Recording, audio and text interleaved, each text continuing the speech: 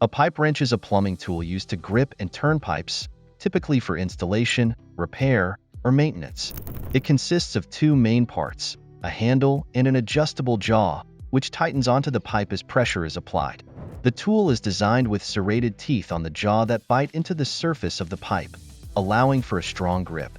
Pipe wrenches are commonly used on metal pipes, such as steel or galvanized iron, and can be employed to loosen or tighten pipe joints or fittings. There are different types of pipe wrenches, including straight, offset, and chain wrenches, each suited for various situations. Straight wrenches are ideal for simple, linear applications, while offset wrenches help with pipes and tight spaces. Chain wrenches are useful for gripping large or irregularly shaped pipes. Pipe wrenches are available in a range of sizes, from small models for residential plumbing to large versions for heavy-duty industrial work.